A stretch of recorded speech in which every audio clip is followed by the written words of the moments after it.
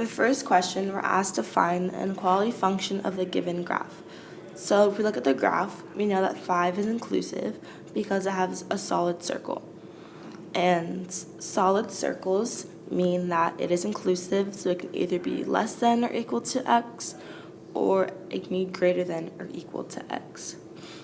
If it were an open circle, then we know that x is either less than or greater than x, non-inclusive.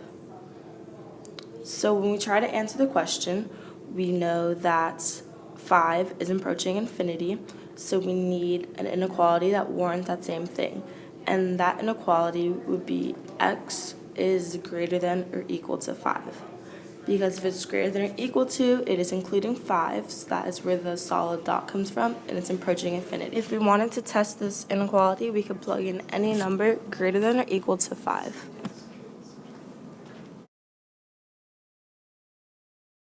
For question number 2, we're asked to find the inequality function of the given graph. So if we look at our graph, we can see that the quantities that make this graph a function are from negative infinity to negative 4, non-inclusive, because that's where the open circle comes from, and then from 4 to infinity, non-inclusive again, because it's an open circle on the 4 and it's approaching the right, which is infinity. Now the question is, what kind of function warrants this graph and its absolute value? Because the absolute value, you could have both negative numbers greater than negative 4 or positive numbers that are bigger than 4. So our final function would be the absolute value of x is greater than 4. And to test this, we could plug in a point. So for instance, negative 8. If we plug in negative 8, the absolute value of that would be a positive 8, which is greater than 4. So the first problem that I'm going to be working on is this inequality with an absolute value sign. So the first step is going to be to rewrite the inequality. So because it has an absolute value, like I mentioned before, we're going to rewrite it and it should look like this. Negative 1 is less than 1 minus 2 over 3x, which is less than 1. So the second step after we write it is to get x alone. And then you're going to solve, which these are kind of the same thing. Okay, so now we're going to try to get this alone. So we're going to subtract 1, and whatever you do to one side, you have to do to the other. So we're subtracting 1 from both sides. So you get negative 2 is less than negative 2 over 3x, which is less than 0. We're going to multiply by 3 on both sides. Negative 6 is less than negative 2x, less than 0. Now we're going to divide by negative 2, and in dividing by a negative number, the inequality sign should flip. So now the final product should be 3 is greater than x, which is greater than 0. And if you need to write it in the same format of how we started, you can just flip it around, which would be 0 is less than x, which is less than 3.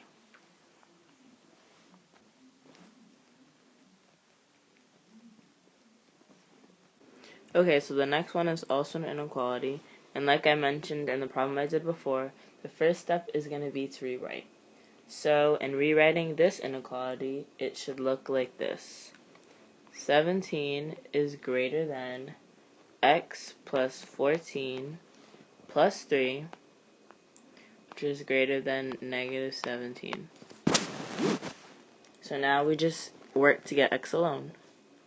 So we're going to just combine these and subtract 17 from both sides. And then you get 0 is greater than x, which is greater than negative 34. And that is your answer.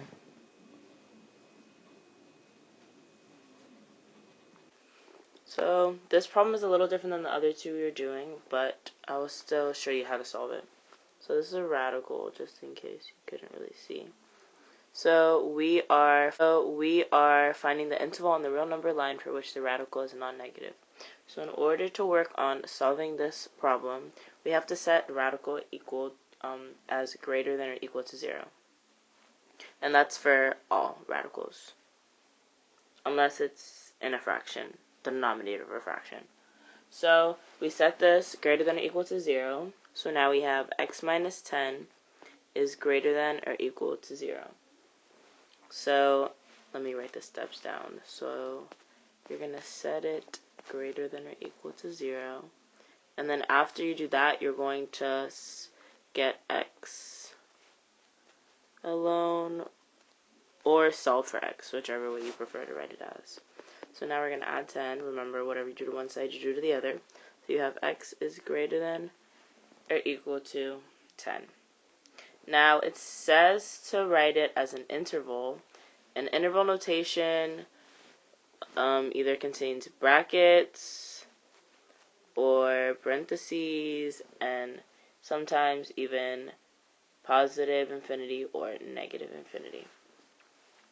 So in writing that x is greater than or equal to 10, that means that x can either be 10 or a number greater than 10. So bracket means inclusive and parentheses means non-inclusive. So because it's greater than or equal to, that means that it's inclusive. So we're going to be using brackets. But when using parentheses, you can't use brackets because it doesn't make any sense to say that it's inclusive of infinity, which is an infinite amount of numbers greater than 10 in this case. So when using parentheses, when using infinity, you use parentheses. So interval notation for this, interval notation. Okay, so interval notation for this would be x equals bracket 10 comma infinity, which means from 10 on. And this would be the answer. Okay, so for question 6, we're going to solve the inequality and sketch a solution on the real number line. So the first thing we want to do here is move that 16 over to the other side. So we're going to subtract 16 from both sides. And from there we get x squared minus 6x minus 7 is less than 0. So from here we want to factor this. So here you get x minus 7 and x plus 1 is less than 0. So now from here, what we want to do is solve for x. So we're going to set each of these equal to 0. So we do x minus 7 is equal to 0. And then we're going to do the other one, x plus 1 is equal to 0. So now we solve for each, and you get x equals 7 and x equals negative 1. So from here, we're going to make a test interval notation.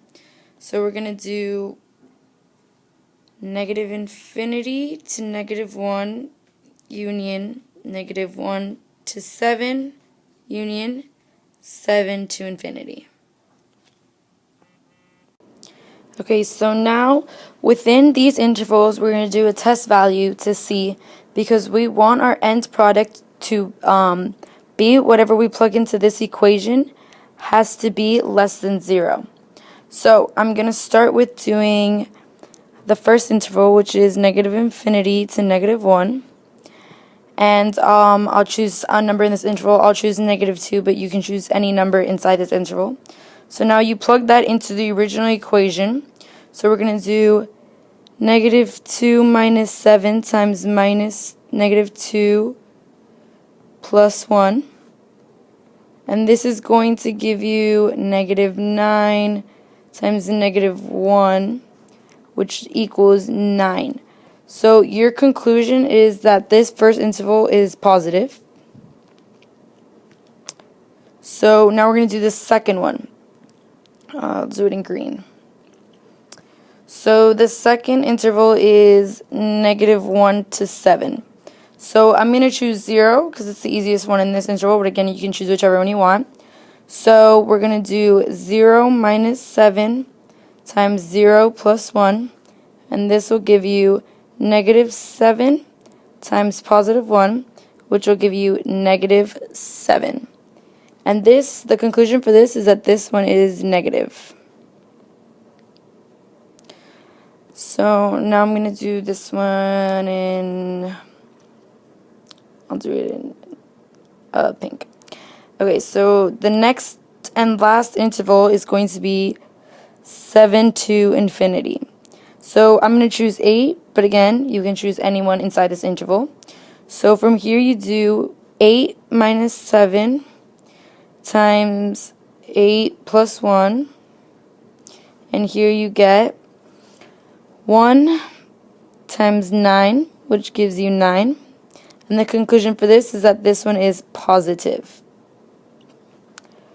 So, after doing all of this, we have come to the conclusion that we want our answer to be less than 0. And since this, after doing all these test values, we see that the first and last interval are positive, and we want a negative number since any number less than 0 is negative.